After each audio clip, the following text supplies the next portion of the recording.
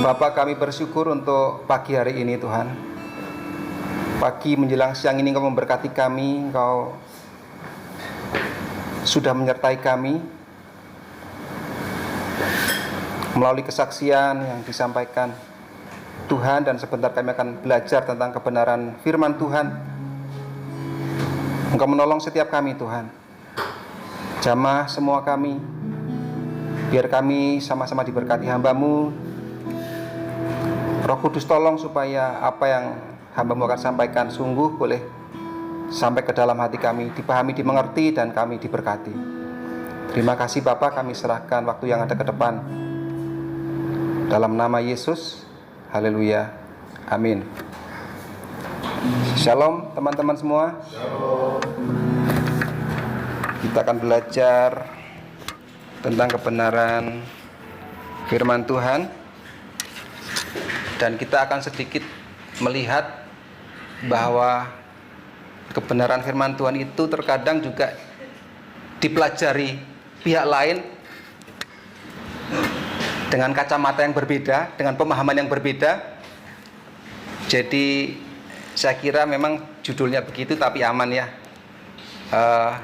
Saya akan mencoba melihat, kita sama-sama mencoba melihat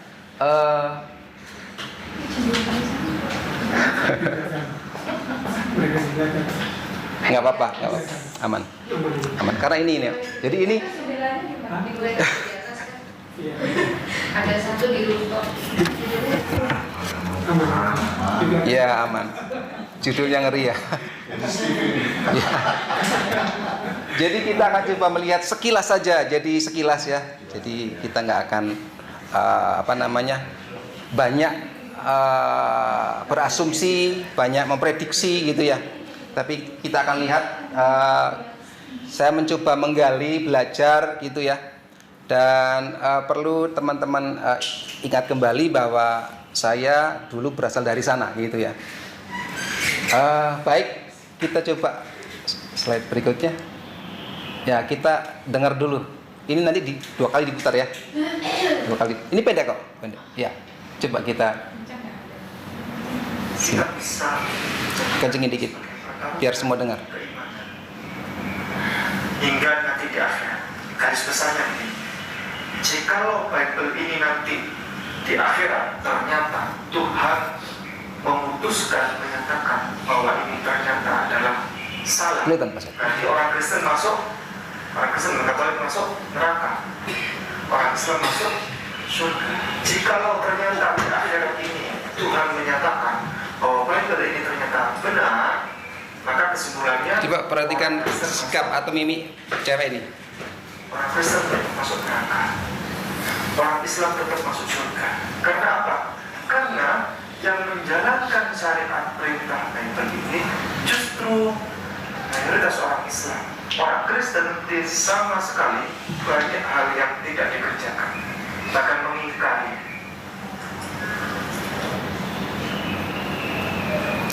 Udah paham sekali ya? Atau perlu sekali lagi? Ini pendek sih. Baik, gak usah diulang kalau gitu. Bagaimana respon Anda, respon kita melihat video dalam tanda kutip botol ini?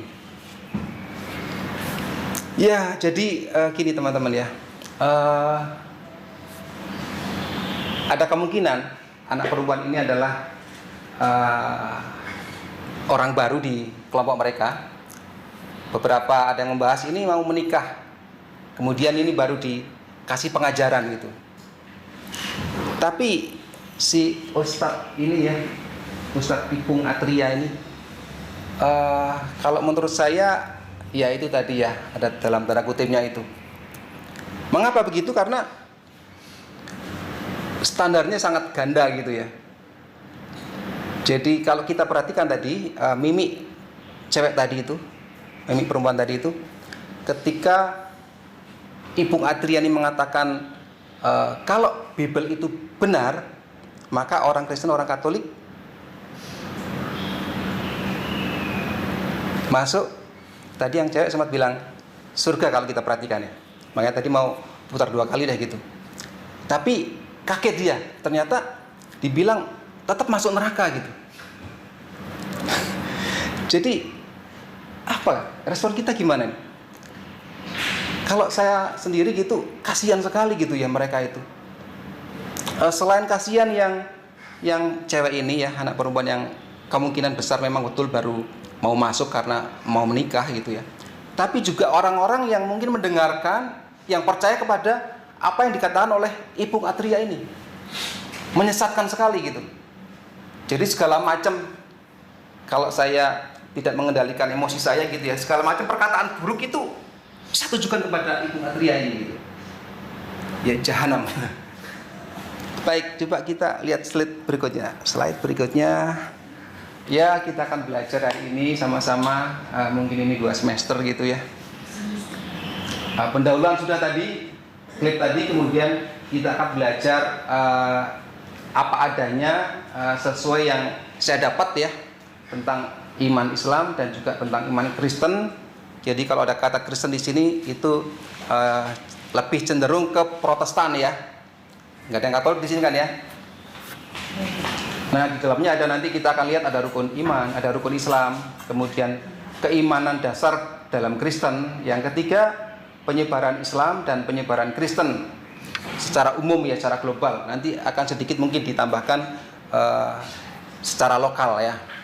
Kemudian ada surga Islam, surga Kristen, ada surganya Islam, nanti kita akan lihat klipnya.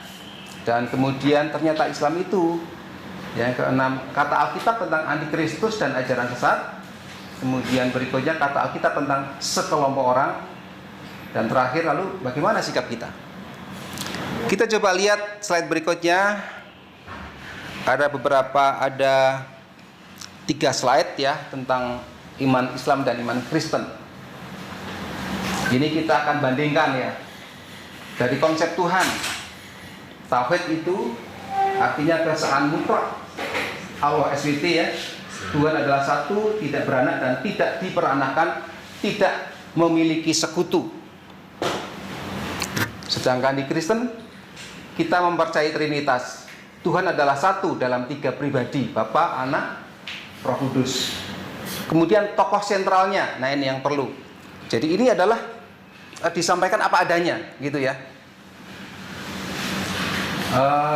Tokoh sentralnya di dalam Islam itu Nabi Muhammad, ya. Nabi dan Rasul terakhir yang membawa wahyu. Ya maksudnya dia itu adalah Nabi dan Rasul gitu maksudnya ya. Bukan 2 orang. Nabi dan sekaligus juga Rasul yang terakhir menurut iman mereka, yang membawa wahyu dari Allah.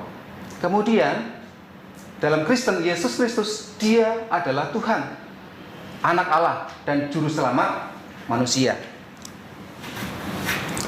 Nah, kitab suci, kitabnya kita semua tahu ya, Al-Quran itu sebagai firman Allah yang diturunkan kepada Nabi Muhammad, yang dianggap sebagai wahyu terakhir dan tidak berubah. Dikatakan juga itu adalah penyempurna dari kitab-kitab sebelumnya.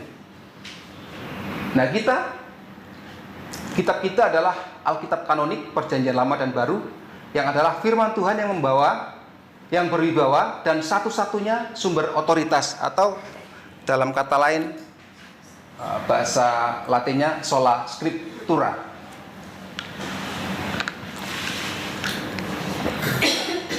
Slide berikut. Slide kedua tentang iman Islam dan Kristen. Jalan keselamatan. Iman dan perbuatan baik keselamatan dicapai melalui iman yang tulus kepada Allah dan melaksanakan rukun Islam serta perbuatan baik lainnya. Di Kristen, keselamatan itu adalah iman saja. Keselamatan diperoleh melalui iman kepada Yesus Kristus sebagai anugerah atau sola gratia, bukan melalui perbuatan. Peran manusia di dalam Islam, manusia adalah hamba Allah yang bertanggung jawab untuk taat kepada perintahnya dan menyebarkan kebaikan. Di Kristen, manusia adalah orang yang berdosa, yang membutuhkan penebusan melalui Kristus. Peran utama adalah mengimani Kristus dan hidup sesuai dengan ajarannya. Lanjut slide yang ketiga tentang iman Islam dan Kristen. Konsep penebusan. Tidak ada konsep warisan, konsep dosa warisan yang membutuhkan penebusan oleh pihak ketiga. Setiap individu bertanggung jawab atas dosanya sendiri. Jadi menurut keyakinan mereka, anak yang lahir jebrol itu adalah suci, tidak berdosa. Gitu ya. Beda dengan iman kita. Ada konsep dosa warisan yang membuat manusia terpisah dari Tuhan. Penebusan dilakukan melalui pengorbanan Yesus Kristus di kayu salib. Jadi buat orang-orang percaya, buat orang-orang Kristen, setiap orang telah berbuat dosa, gitu kan ya, Alkitab mengatakan di Roma ya. Kemudian setiap bayi yang lahir pun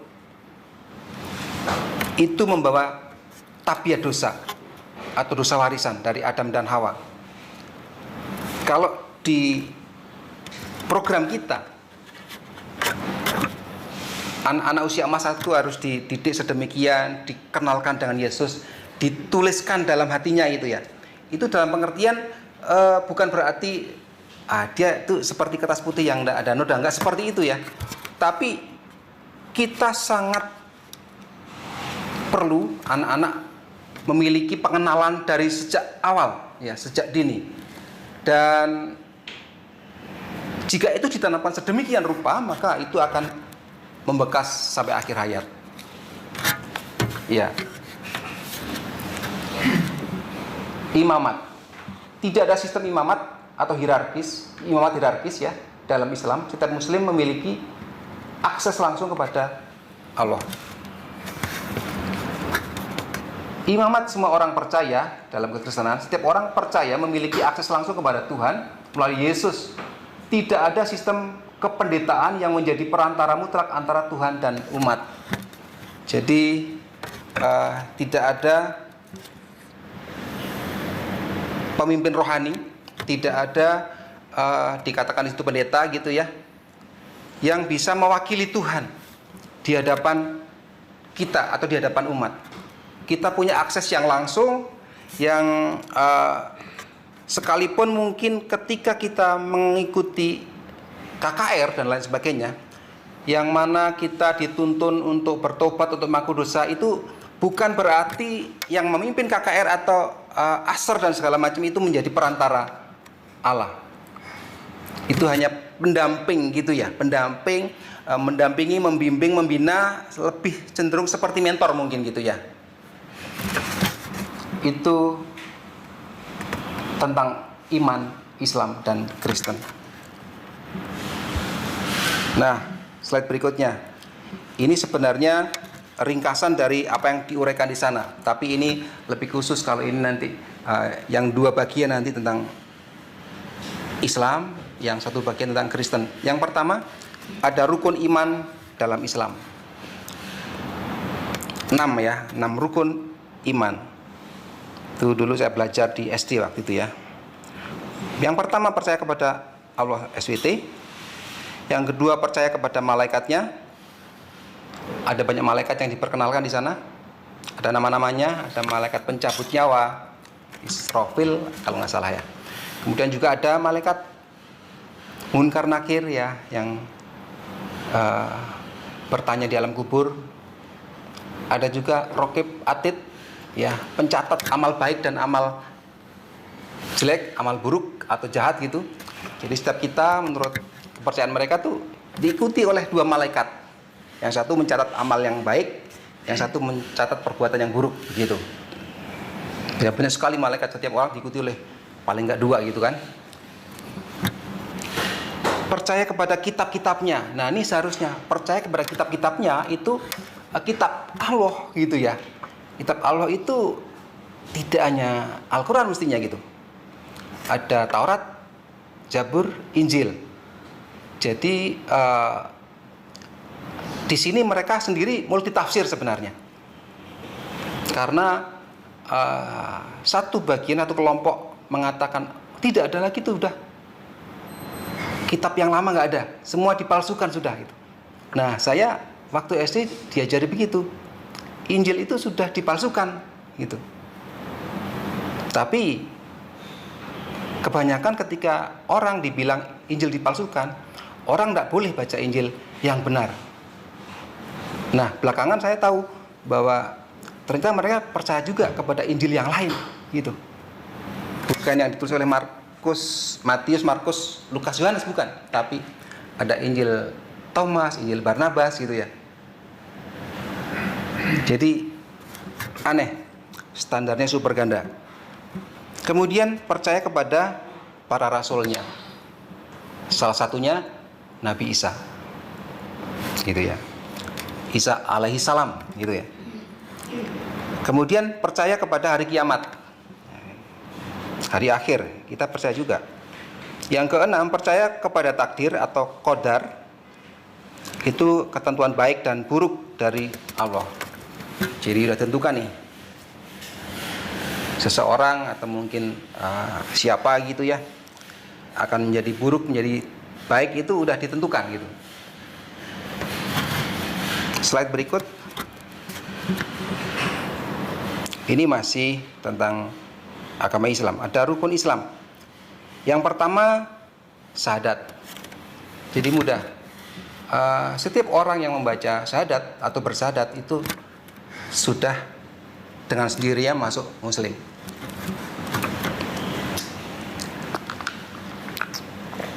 Jadi yang bunyi ada dua syahadat ya.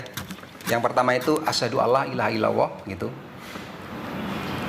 Wa asyhadu dan seterusnya. Bersaksi. Belakangan baru kita belajar ya. Namanya saksi itu kan harusnya melihat langsung itu ya. Betul Pak Ustadz ya? Jadi kalau nggak melihat langsung itu saksi nggak sah gitu. Harusnya gitu Pak ya. Seperti itu teman-teman ternyata. Jadi banyak tetangga kita, mungkin teman kita yang mereka nggak sah karena mereka waktu bersaksi itu nggak tahu, mereka nggak melihat gitu. Kemudian sholat. Itu rukun iman, rukun Islam yang kedua. Syahadat, sholat. Nah, sholat ini ada doa yang mereka wajib dalam bacaan sholat itu, ya. Al-Fatihah namanya.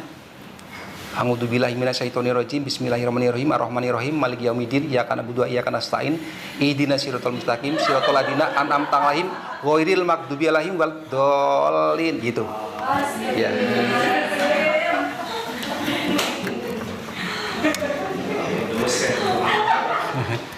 Ya itu saya hafal karena saya menjalankan dulu. Ya. Sama dengan keesaan Tuhan itu ada di yang dibilang bacaannya itu kulhu. Qul huwallahu ahad Allahu somad lam yalid walam yulad walam yakul lahu kufuwan ahad gitu. Ya. Seperti itu teman-teman. Jadi kita lanjutkan ya. Tadi syahadat, sholat. Yang ketiga zakat. Zakat ini kewajiban mereka ada angkanya 2,5% gitu ya. Kemudian ada puasa atau saum. Dan yang kelima itu haji bagi yang mampu. Bagi yang tidak mampu, dia berusaha jual sawah, jual ternaknya dan segala macam. Biasanya begitu. Karena itu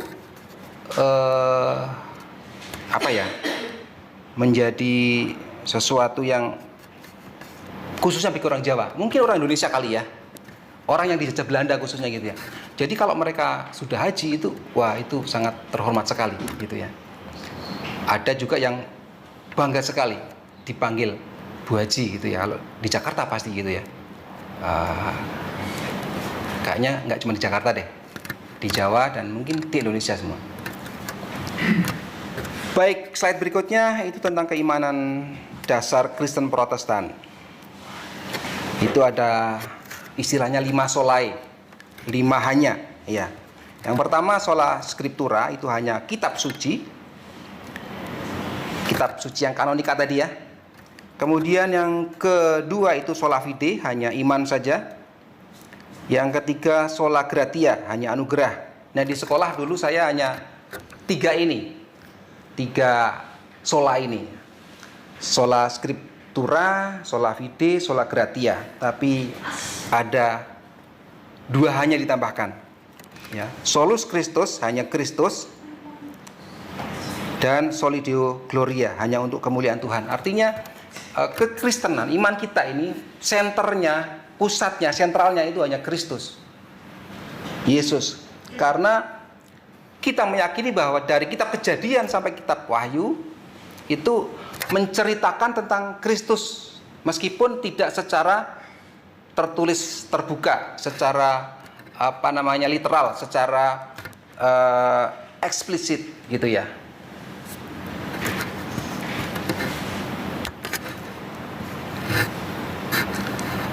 Kemudian kita akan melihat, supaya tidak terlalu lama, untuk slide yang berikutnya, perbandingan penyebaran Islam dan Kristen. Ini juga ada 4 slide malah gitu ya, ada cukup banyak. Kita akan lihat periode sejarah utamanya, itu abad ke-7 ya, tahun 600 sekian gitu Masehi hingga sekarang, dan puncak ekspansinya pada abad pertengahan. Itu buat agama Islam. Buat agama Kristen itu abad ke-16. Jauh sekali ya bedanya. 9 abad. Jadi 1 milenium lah kira-kira gitu. Jadi ketika orang atau agama berdiri, Islam itu, kemudian mereka berekspansi, menyebarkan. Sedangkan penyebaran memang ada sih, di abad pertama ada penyebaran ya. Rasul-rasul itu kan sampai ke India, Rasul Thomas gitu ya. Ada yang sampai ke Afrika, ada yang sampai ke beberapa daerah lain yang mungkin tidak dicatat dalam sejarah. Tapi yang dikenal dalam sejarah umum itu abad 16, karena berkaitan dengan orang-orang Eropa, bangsa Eropa itu melakukan perjalanan untuk mencari daerah, mencari tanah jajahan ya. Motivasi utamanya dakwah yang Islam ya, dakwah menyampaikan pesan ilahi, penegakan keadilan sosial, penyatuan umat, perluasan wilayah daulah Islam, wilayah daulah, kekuasaan, teritori ya. Sedangkan Kristen itu menyebarkan Injil atau kabar baik, keselamatan jiwa, pendidikan, pelayanan sosial, pertentangan dengan Katolik ya, di abad-abad itu ya, sekitar abad 16 itu karena pertentangan dengan Katolik. Metode kunci awalnya itu, nah ini dia, kalau mereka penaklukan militer, istilahnya jihad fat, kemudian migrasi, perpindahan. Migrasi itu kalau kita lihat saat ini ya, mungkin beberapa puluh tahun yang lalu sampai sekarang gitu ya, adanya orang-orang Timur Tengah ke Eropa, adanya orang-orang Afrika Utara ke Eropa ya, sehingga ada banyak orang kulit hitam di Perancis, juga di Inggris gitu kan. Kemudian mereka ingin berkuasa gitu ya. Memang sih kalau kita perhatikan ada yang dalam tanda kutip mereka baik dan memang bisa mencapai ya kekuasaan politik. Misalnya wali kota London kan, baru-baru ini wali kota New York gitu kan. Kita perlu bertanya nih, kenapa mereka yang terpilih gitu ya. Kemudian perdagangan, pernikahan, pendidikan ulama, madrasah, diplomasi, lewat khotbah dan dakwah lisan. Sedangkan kita itu misi penginjilan atau evangelism, penerjemahan Alkitab, pendirian sekolah, universitas, percetakan, pelayanan sosial, rumah sakit, panti asuhan, dan kolonialisme, penjajahan. Ngeri ya, penjajahan menjadi bagian dari metode untuk mengabarkan Injil. Tambahan mungkin yang itu metode kunci awalnya betul, tapi kemudian nanti ada cara lain juga dari mereka menyebarkan Islam. Slide berikut. Yang kedua tentang penyebaran Islam. versus penyebaran kekristenan, itu peran penguasa atau negara. Islam seringkali erat terkait dengan ekspansi politik dan militer. Istilah di mereka itu daulah Islamiyah. Penguasa muslim mendukung dakwah dan menjaga syariat. Jadi kalau pemimpin politik itu adalah berasal dari mereka, maka kita bisa lihat, perhatikan ada tahapan di mana syariah akan diterapkan. Ya. Di Indonesia beberapa daerah seperti itu kan ya. Aceh sudah gitu. Beberapa kabupaten mungkin sudah menerapkan seperti itu. Sedangkan Kristenan tuh peran penguasa negara awalnya mendapat perlindungan dari bangsawan raja yang memeluk Protestan. Kemudian sering terkait dengan kolonialisme bangsa Eropa. Namun ada juga gerakan misi independen. Ya. Kalau kita belajar tentang kekristenan di Jawa, itu ada yang sedikit seperti legenda gitu ya, seperti cerita yang ini bener nggak sih gitu. Karena ada beberapa seperti Kyai Tunggul Wulung ya, yang kemudian dia memuridkan Kyai Sadrah. Itu ada pengalaman-pengalaman yang lebih dekat dengan legenda sebenarnya. Jadi seperti cerita, kalau teman-teman mungkin pernah dengar ya, cerita yang berkembang di sekitar daerah Pantai Utara gitu. Kayak Tunggul Wulung itu dulu tuh tumpaannya gitu, kendaraannya itu harimau katanya gitu. Jadi ya sayang gitu ya, karena kemudian ditarik ke sana gitu. Tapi saya percaya bahwa orang-orang seperti Kyai Tunggul Wulung dan juga yang lain, orang-orang Jawa yang lain itu ada juga tokoh perempuan juga yang tidak terlalu diekspos, tidak diperkenalkan ya, tidak dicatat mungkin dalam sejarah yang sah gitu. Mereka punya pengalaman pribadi yang sedemikian rupa, perjumpaan pribadi dengan Yesus, sehingga mereka meninggalkan semuanya, kedudukannya, kebangsawanannya gitu ya.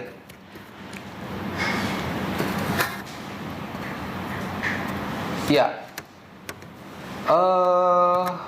peran individu organisasi di kalangan Muslim itu ada ulama, ada pedagang, ada kaum sufi, ya, penjelajah sebagai pembawa ajaran, organisasi seperti madrasah dan tarekat sufi.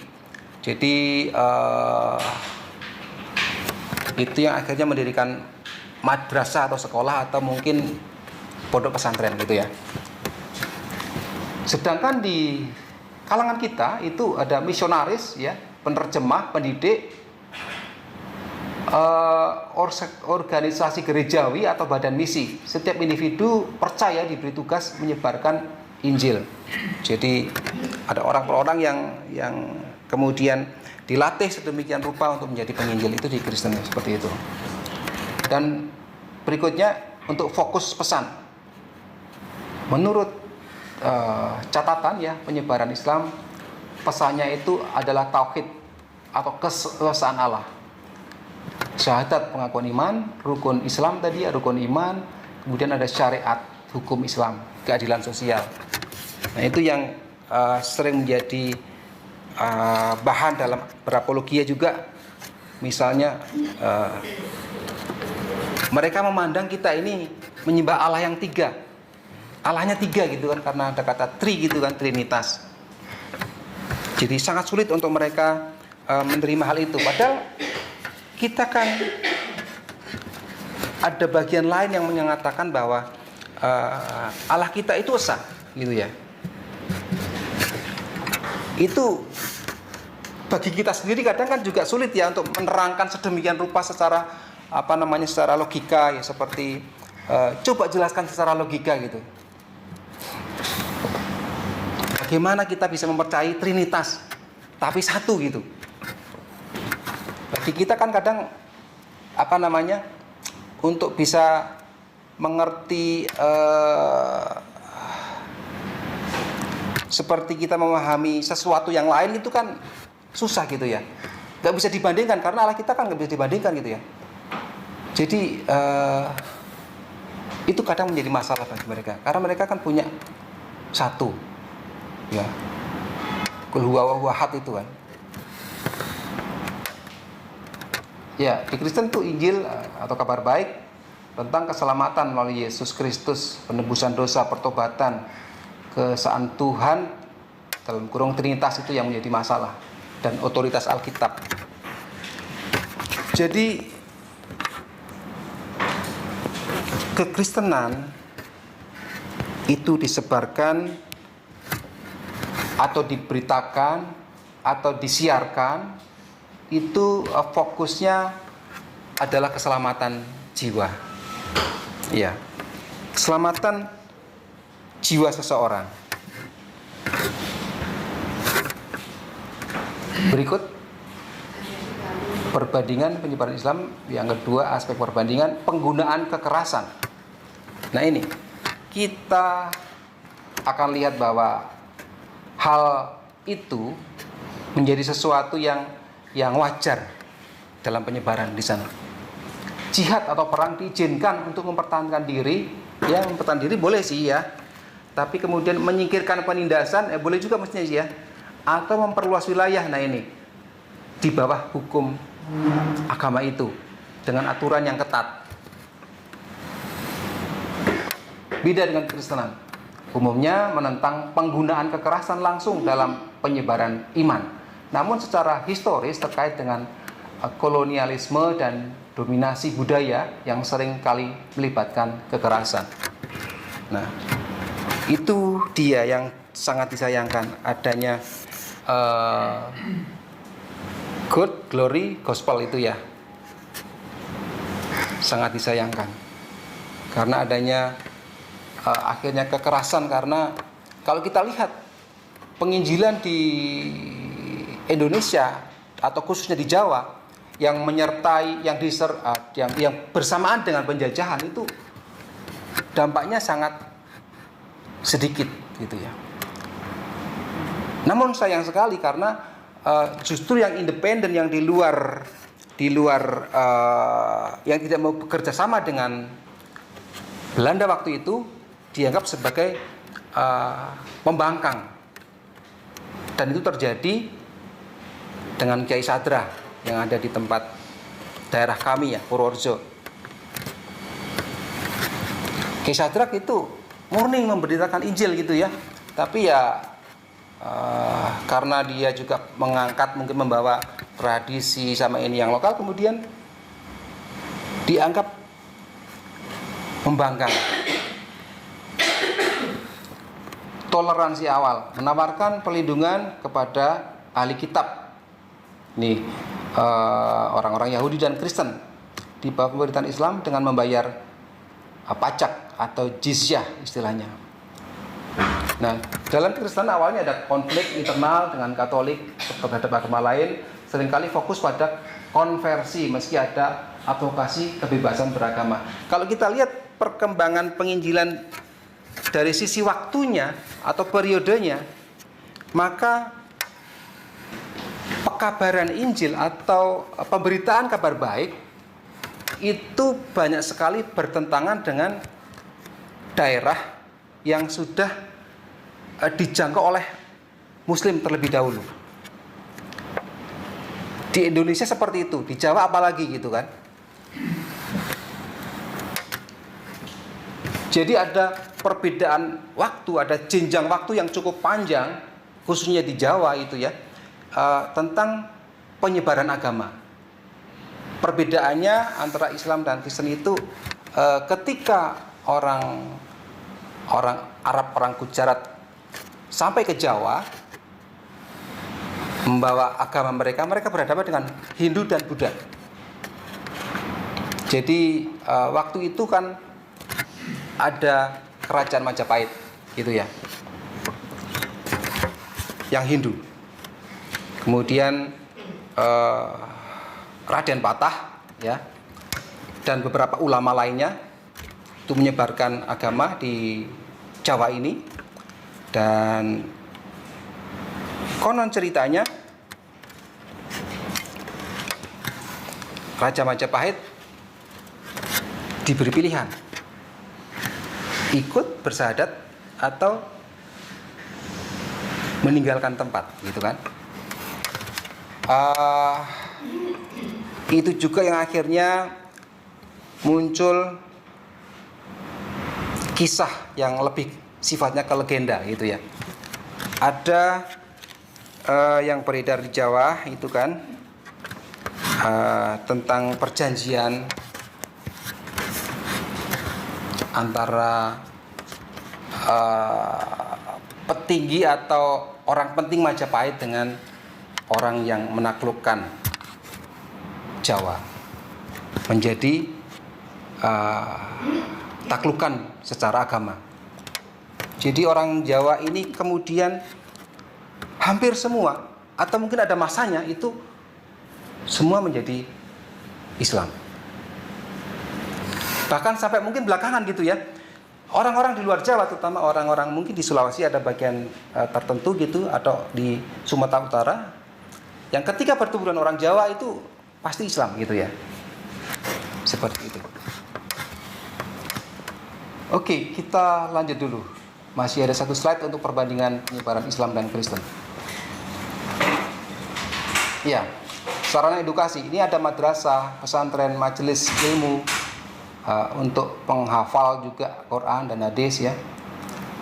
Di Kristen tuh ada sekolah misi, ada pendidikan berbasis Kristen, sekolah Kristen cukup banyak gitu ya. Ada sekolah minggu, ada penerjemahan dan distribusi Alkitab. Kemudian penyebaran lisan, ada khotbah dakwah, ya ada banyak dai dikirim ke luar Jawa, itu ke Papua, ke NTT, ya, cukup banyak di situ. Dan kita prihatin sebenarnya, karena baru-baru di ekspos ini ada orang Papua dikumpulin, mereka bersadar. Sedangkan kekristenan tuh lewat khotbah ya, sermon di gereja. Ada sih penginjilan pribadi, ada juga diskusi kelompok, ada juga penjangkauan. Nah, kita melakukan salah satu tentang pemberitaan kabar baik ini ya lewat PC gitu. Kemudian penyebaran tertulis, ada penulisan kitab-kitab agama, tafsir Al-Quran, hadis, fikih. Dan di kita ada penerjemahan dan pencetakan Alkitab, ada traktat.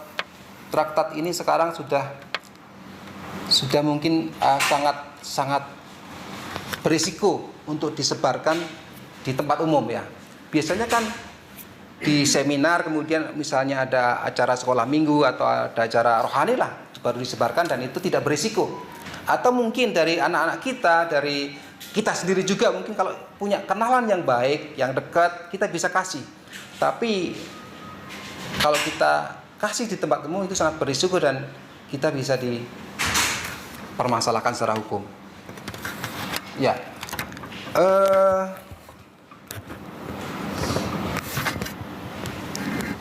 kita akan lihat slide berikutnya sebelum saya akan kasih beberapa, ada selingan selain yang ada di sini ya. Surga Islam vs surga Kristen. Ada 3 slide juga di sini. Ya kalau kita mungkin nggak terlalu dijelaskan nggak apa-apa ya, kita kan udah tahu kan tentang surga, kita tahu kan. Tapi mungkin kita perlu, karena kita perlu bandingkan ya. Ada persamaan, ada beberapa yang ya beda gitu ya. Jadi tentang sifat Tuhan. Ya, menurut Islam Allah itu ya esa gitu kan. Qul huwa wahad itu, kemudian tidak beranak dan tidak diperanakkan. Kita sebenarnya kan begitu juga ya. Kalau itu bahasa diperanakkan secara fisik, artinya secara biologis kan enggak juga gitu. Tuhan dalam Trinitas Bapa itu kan yang disebut anak Allah itu kan bukan diperanakkan oleh Allah secara biologis. Memang dia dilahirkan secara biologis oleh Maria gitu ya. Karena dia dikandung kan ya. Saya kadang berpikir gini loh. Orang yang menolak Yesus karena dia dilahirkan lewat Maria gitu. Maunya apa sih mereka gitu ya? Apakah maunya tiba-tiba muncul Yesus gitu ya, dari apa gitulah, Dan kalau toh begitu, apakah mereka percaya? Saya pikir enggak juga sih. Itu ya. Tokoh sentralnya, surganya mereka tuh, tokoh sentralnya itu Nabi Muhammad sebagai Rasul terakhir dan teladan utama. Sedangkan di kita itu Yesus sebagai Tuhan, anak Allah, dan satu-satunya juru selamat. Nah, kriteria masuknya, ya harus menjalani 6 rukun iman, 5 rukun Islam, itu kan. Itu tadi 6 pilar iman dan juga 5 rukun Islam. Ditambahkan lagi tuh ada rahmat Allah, ya, sebagai penentu akhir. Nah, kita iman saja tuh yang tadi tuh, ya, sola fide, iman saja kepada Yesus, dan iman itu adalah anugerah. Anugerah itu ya pemberian gratis gitu kan. Perbuatan baik gimana di kita? Apakah itu membawa kita masuk ke surga? Enggak kan ya? Enggak seperti mereka gitu. Jadi perbuatan baik kita itu adalah sebagai ucapan syukur karena kita sudah diberi anugerah itu. Deskripsi utamanya ya ada detail fisik di situ ya, sensorik, taman, sungai, buah, istana, bidadari, pemenuhan keinginan dunia yang disucikan. Ini netral ya. Ini saya cari dari ini yang netral seperti itu. Kalau mau dicari sumbernya ada tuh, cuman kita nggak cantumin aja dalilnya atau kitabnya gitu, ayatnya. Nah, kita tuh primarily spiritual atau hadirat Tuhan, penyembahan persekutuan, gambaran fisik Yerusalem baru, sering bersifat simbolis. Ya. Berikut slide 2 tentang surga Islam dan surga Kristen. Tingkatan surga. Nah, ini memiliki berbagai tingkat derajat. Misalnya Firdaus tertinggi berdasarkan kualitas iman dan amal. Di mereka seperti itu pengacaranya. Nah, kekristenan ini juga enggak seragam sih. Ada beberapa yang menafsirkan mungkin pendeta ada tingkat 1, 2, 3 gitu kan. Tapi memang itu bukan prinsip saya kira sih. Yang prinsip adalah di mana Allah ada sampai selama-lamanya menjadi terang. Ya. Kemudian kekekalan, abdi penghuni tinggal di dalamnya selama-lamanya. Abadi ya, abadi penghuni tinggal di dalamnya selama-lamanya. Sama tuh. Ditulisnya di situ persis malah gitu.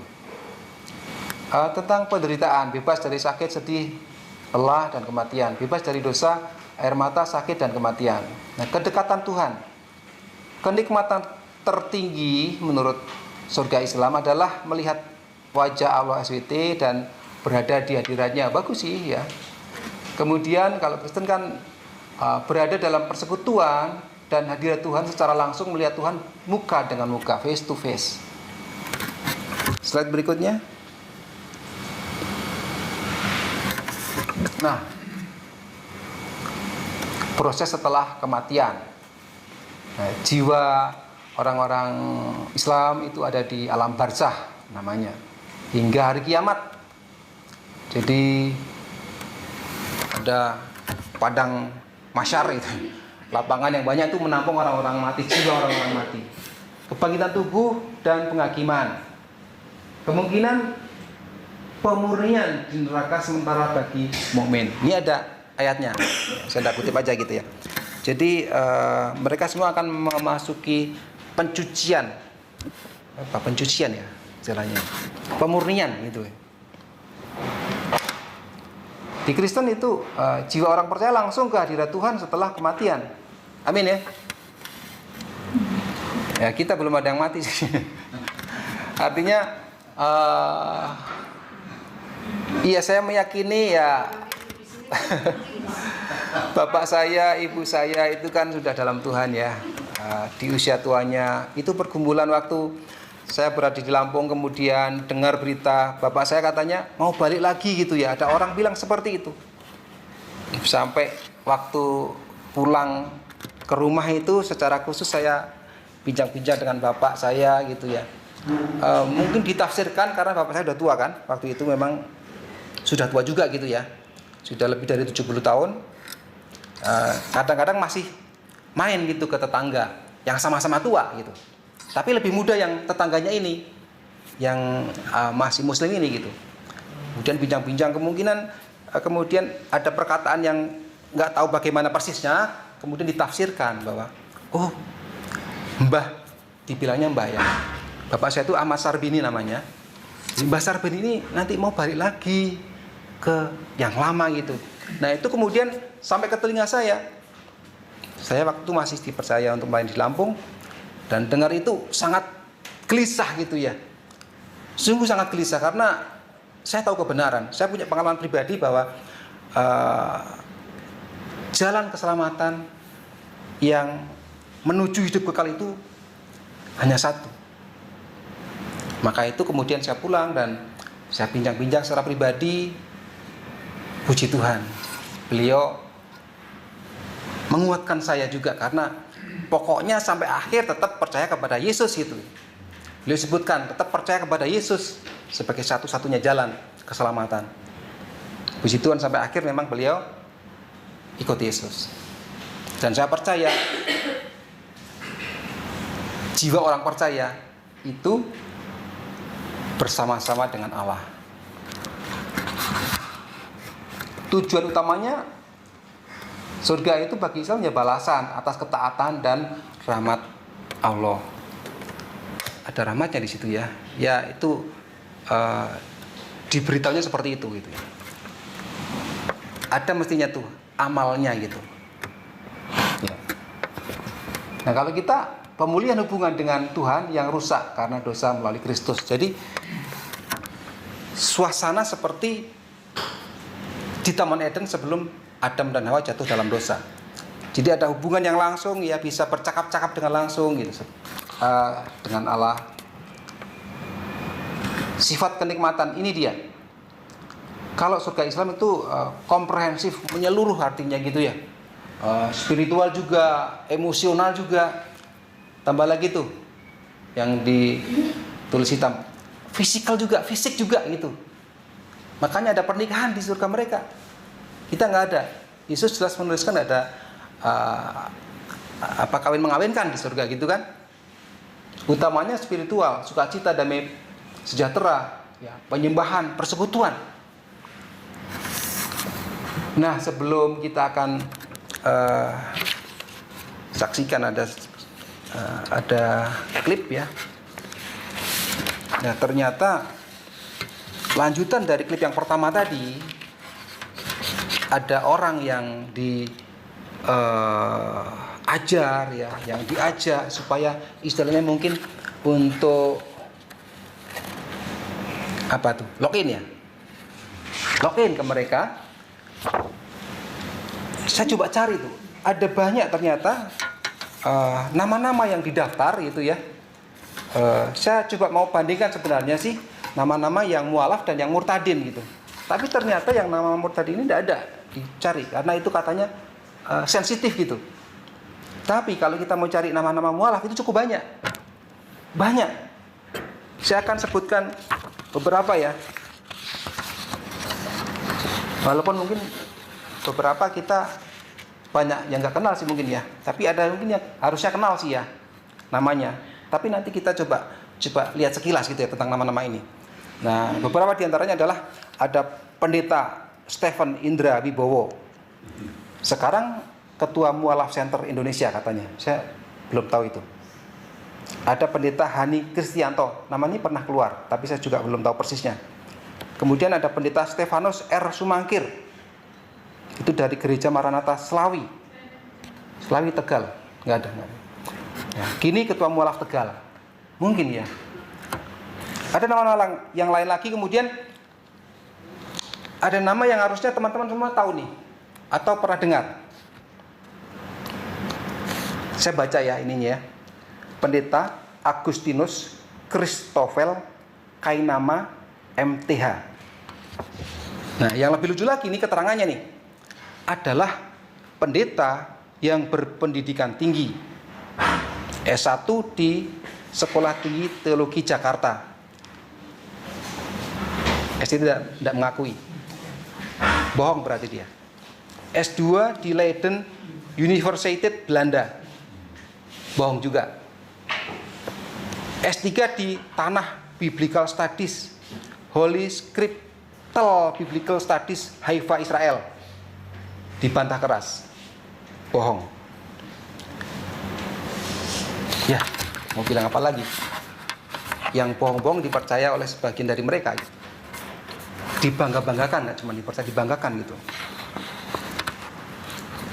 Ada nama lagi, Christine Olivia Wijaya, katanya sudah memualafkan dosennya. Nggak tahu saya. Kalau bohong-bohong yang mereka ya. Nah, ada yang saya tahu nih, nggak tahu jabatannya bener nggak? Pendeta Profesor Dr. Yahya Waloni, almarhum. Nggak tahu bener nggak nih? Dan masih ada banyak lagi yang lainnya. Kayaknya nggak penting banget sih. Tapi kita perlu tahu beberapa bahwa kasihan gitu. Kasihannya kenapa? Karena ternyata yang beberapa nama yang kita dengar tadi itu mereka berbohong dan mereka dibanggakan, dipercaya gitu oleh orang-orang lain yang nggak tahu. Kalau orang mau belajar pasti akhirnya tahu sih. Tapi kan kita tahu bahwa mayoritas orang-orang itu orang-orang yang pendidikannya kurang, yang wawasannya kurang, yang sukanya bangun tembok gitu kan. Jadi ya kalau saya dulu percaya bahwa Injil sudah dipalsukan, berhenti di situ ya sudah gitu. Tapi bersyukur ya, saya beberapa hari belakangan tuh chatting gitu ketemu yang sebenarnya tetangga gitu ya. Tapi dia nggak di kampung ininya, tinggalnya udah terima Yesus. Jadi kalau yang tinggal di kampung di RT kami itu cuman kami, ya. Ada kakak saya, 2 kakak saya di kampung itu percaya Yesus. Tapi yang lain di luar daerah. Seperti itu. Wah, ini ada lagi yang mungkin sekilas saya akan bacakan ya. Karena ada keterangannya di belakang, mungkin bisa bertanya-tanya, bener nggak gitu? Ini ada Profesor Dr. Robert M. Price, guru besar dan peneliti teologi. Di mana kurang tahu nih. Harusnya kita bisa cari misalnya ya. Ada lagi Profesor Dr. Thomas L. Thompson. Ya, banyaklah itu ya. Ada lagi nih, Romo Christian lulusan Saint Peter Vatikan. Ada lagi juga orang yang aku dari Katolik itu yang kelihatan banget bohongnya gitu. Karena pendidikannya dan segala macam yang hanya di karang-karang gitu ya. Ada yang baru-baru nih, yang ada keterangannya panjang. Mungkin bentar gaknya teman-teman mungkin kalau ada waktu bisa lihat ya. Pendeta Nevi Natalia Nanlohi, ini masih baru-baru nih, STH, mantan pendeta dan pejabat di LAI katanya begitu. LAI pusat ya. Dulunya adalah salah satu tokoh utama di balik misi penyebaran Bible berbagai bahasa daerah ke seluruh pelosok Nusantara. Berjadat pada tahun 2016 yang lalu.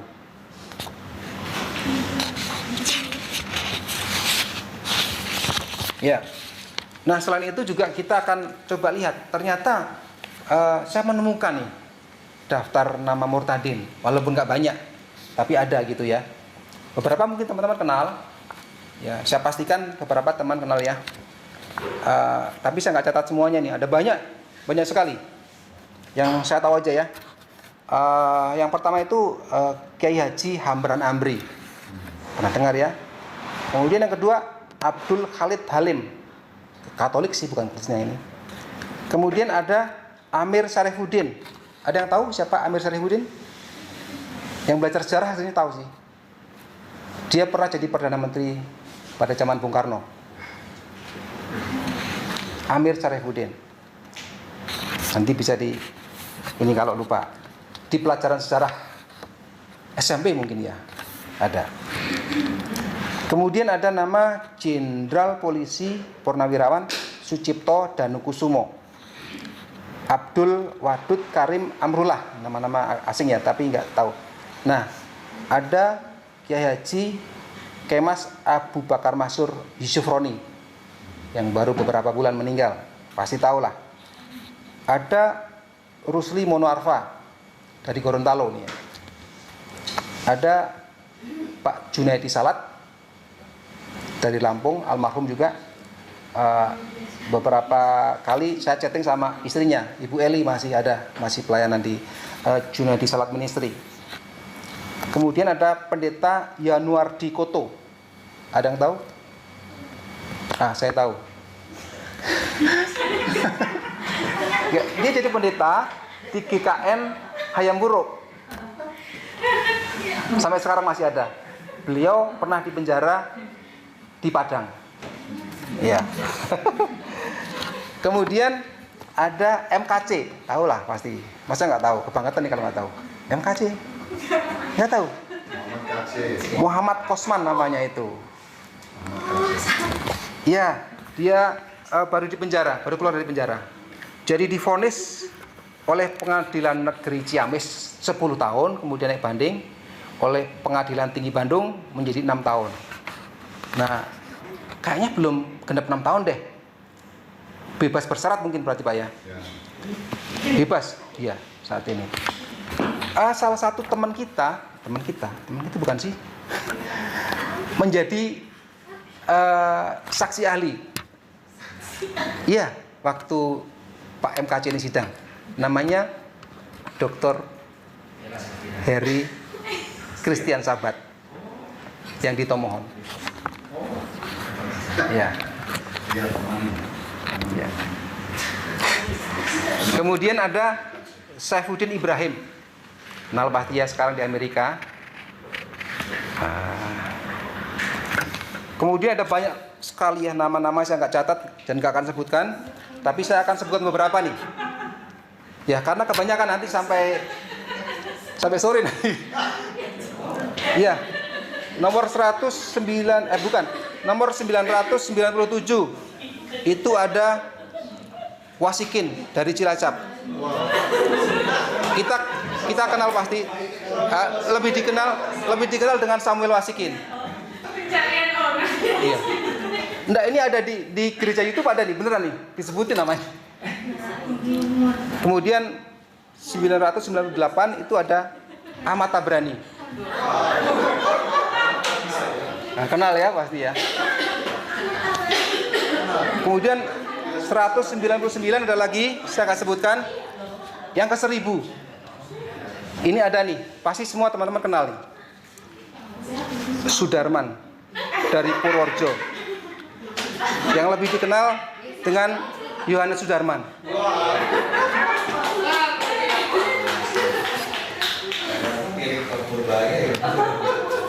Dan seterusnya, masih banyak orang-orang yang meninggalkan imannya menjadi percaya Yesus itu masih banyak. Mereka meninggalkan iman lamanya karena meyakini bahwa keselamatan itu hanya ada di dalam Yesus. Dan surga yang diharapkan bukan surga seperti yang mereka harapkan. Ada banyak poin, mungkin ada banyak kriteria, ada banyak deskripsi tentang surga.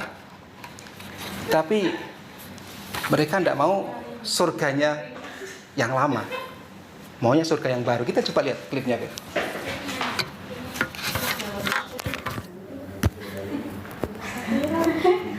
Inilah kenikmatan surga. Nah. Semoga yang like dan subscribe masuk surga. Pertama, kita bisa memandang wajah Allah. Kedua, sungai mengalir dari susu, arak dan batu yang basah. Ketiga, perhiasan emas dan pakaian sutra. Keempat, semua keinginan langsung terkabul. Kelima, dilayani pelayan muda yang cantik. Keenam, hidup damai tanpa permusuhan. Ketujuh, semua orang cantik muda. Dan terakhir, bidadari yang cantik cerita. Tuh.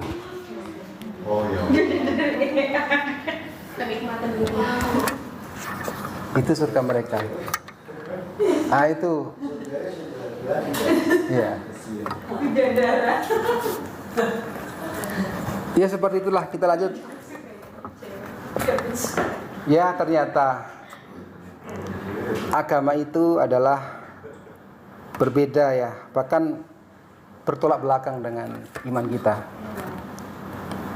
Yang kedua, tidak ada keselamatan yang pasti. Kenapa? Karena masih insya Allah. Yang ketiga, kitabnya plagiat dari kitab-kitab sebelumnya. Ada banyak argumen yang menjelaskan ini. Jadi ada kutipan-kutipan dari kitab tersebut gitu ya, atas Taurat, Zabur, Injil, tapi tidak lengkap. Baik itu secara geografis, baik itu secara nama personil. Itu, jadi saya pernah masuk ke ruang diskusi mereka ketika tanya, Maria ibu Yesus itu apanya Musa? Bingung mereka. Karena Maria sama Maryam itu disamakan oleh mereka. Ya, yang keempat itu banyak kesalahan dan ketidakjelasan kisah ya, ini tadi ya, tentang kisah dan cerita. Saya mau beritahu teman-teman, ada ini. Ada yang beredar di antara mereka tentang nabi mereka. Mungkin kalau teman-teman pernah lihat sekilas bolehlah, kalau belum mungkin ini hal baru. Jadi menurut mereka ada buku selain kitab suci mereka menceritakan, tapi mereka percaya gitu bahwa nabi mereka itu diciptakan dari cahaya, dari nur, dari cahaya. Nggak sama seperti kita. Jadi kalau misalnya betul, wah ini manusia satu-satunya mungkin ya.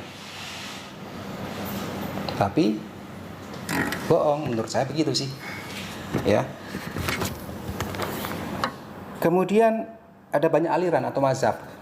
Banyak sekali mereka mereka menyebutkan, disebutkan dulu sih. Mungkin saya nggak tahu, lupa apakah di kitab atau di hadis itu nanti akan ada sekian puluh gitu ya sebelum kiamat, sebelum akhir zaman. Kemudian yang keenam, pengajarannya adalah antikris. Ini dia antikris, berarti nomor 7, nabinya adalah nabi. Kalau antikris berarti nabi apa? Tahulah, nggak usah sebutin. Nanti kalau direkam kena pasal lagi.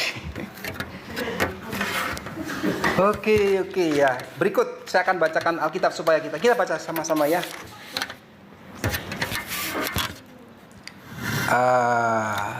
Ya itu kita akan baca bersama-sama. Aduh sayang di situ belum saya rubah urutannya.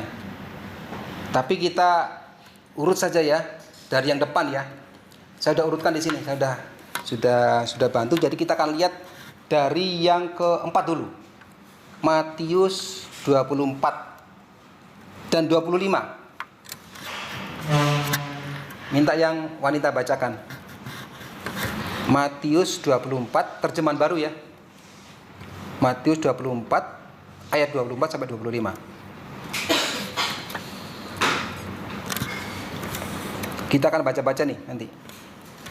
Bergantian. Silakan. 1, 2, 3.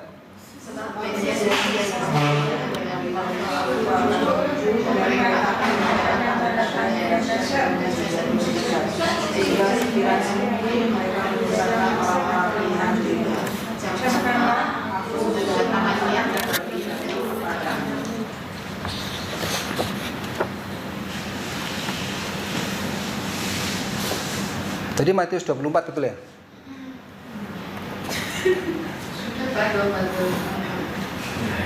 Berikutnya yang Galatia dulu. Galatia yang paling bawah ya. Galatia 1 ayat 8. Yang pria gantian yang baca, yang pria. Ya langsung saja ya. Setelah ketemu langsung dibaca. Galatia 1 ayat 8. Tetapi sekali kami atau seorang malaikat Ya. Iya. Tetapi sekalipun kami atau Galatia 1 ayat 8. dari surga yang memberitakan kepada kamu satu Injil yang berbeda dengan Injil yang telah kami beritakan kepadamu, tertutuklah dia. Ya, kemudian 2 Petrus 2 ayat 1.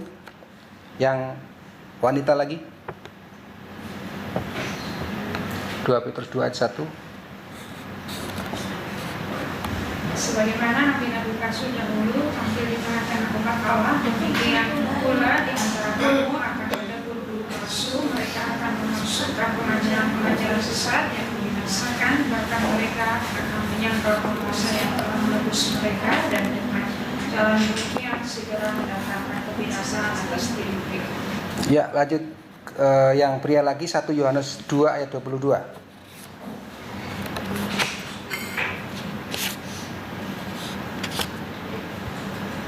Sabda 22, siapakah pendusta itu? Bukankah dia yang menyangkal bahwa Yesus adalah Kristus, yaitu adalah Antikristus, yaitu dia yang menyangkal bahwa Bapa dan Tuhan. Ya, wanita 1 Yohanes 4 ayat 2 sampai 3.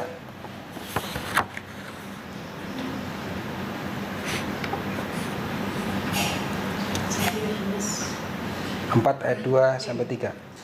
Demikianlah kita mengenal roh Allah. Setiap roh yang mengaku bahwa Yesus Kristus telah datang sebagai manusia berasal dari Allah, dan setiap roh yang tidak mengakui Yesus tidak berasal dari Allah.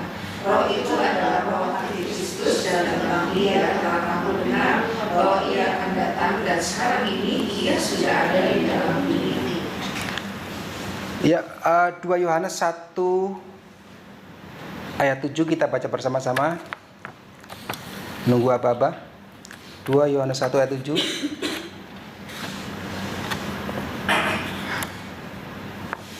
Sudah ketemu? Kita baca sama-sama ya, 1, 2, 3. Sebab banyak penyesat telah muncul dan pergi ke seluruh dunia, yang tidak mengaku bahwa Yesus Kristus telah datang sebagai manusia. Itu adalah si penyesat dan antikris. Kita akan baca bersama-sama slide berikut. Ya, kita baca sama-sama ya. 2 Korintus 2 ayat 12 sampai 17. 1, 2, 3.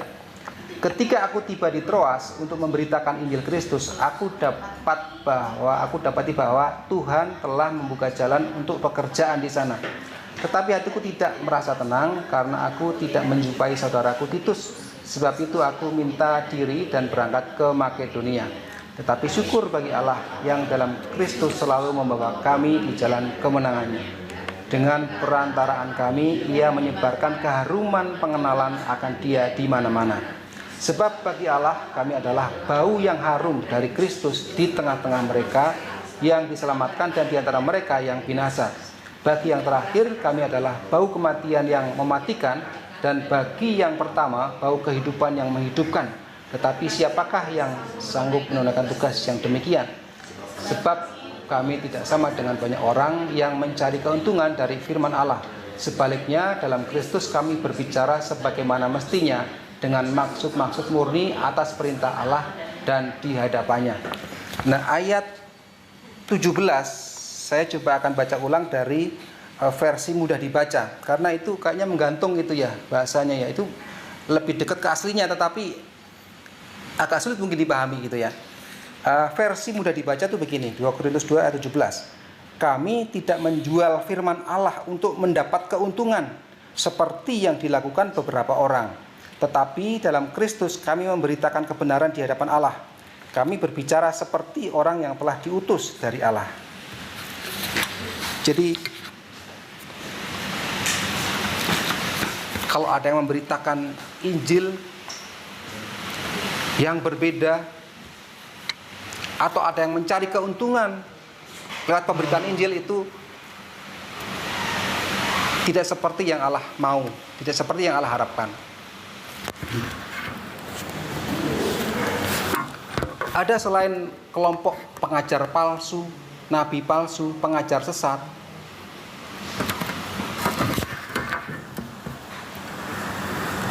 ajaran yang menyusul setelah pengajaran Yesus, setelah kitab ditutup dengan kitab Wahyu, yang ajarannya berbeda, berseberangan, atau bahkan menentang, itu berarti adalah pengajar sesat, itu adalah nabi palsu. Dan itu banyak di antara kita. Artinya di sekitar kita, maksudnya bukan di antara kita, di sekitar kita. Ya, kalau kita sedang kumpul banyak itu kan dia di antara kita gitu. Tapi bukan di internal kita, bukan maksudnya ya. Jadi nggak seperti itu. Ya. Oleh karena itu kita akan coba lihat. Kemudian apa yang kita lakukan? Bagaimana sikap kita? Kita lihat klipnya. Ini yang terakhir.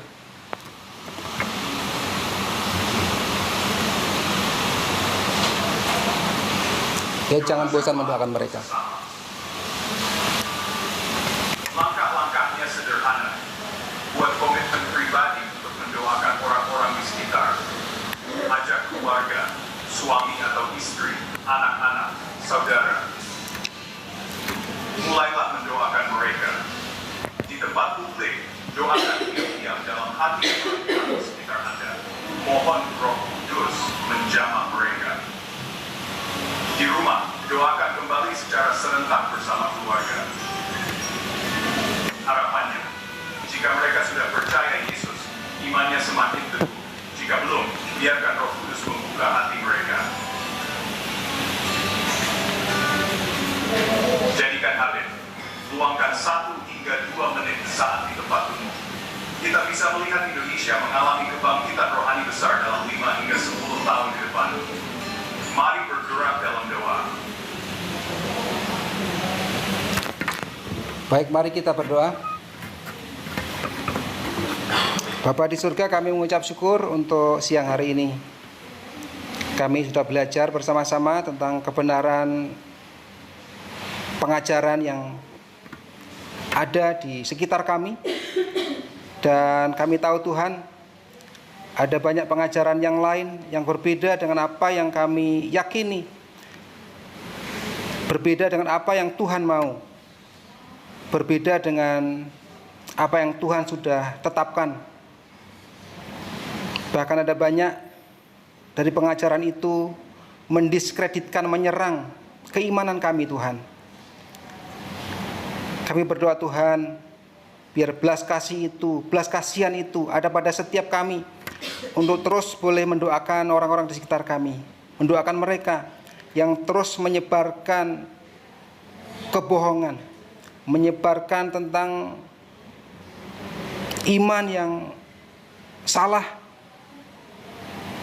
Tuhan, kami berdoa supaya Roh Kudus menolong kami, Roh Kudus menjamah mereka juga, sehingga mereka tidak mengalami damai sejahtera, tidak mengalami ketenangan selama mereka terus membenci Tuhan, selama mereka terus mendiskreditkan pengajaran Tuhan.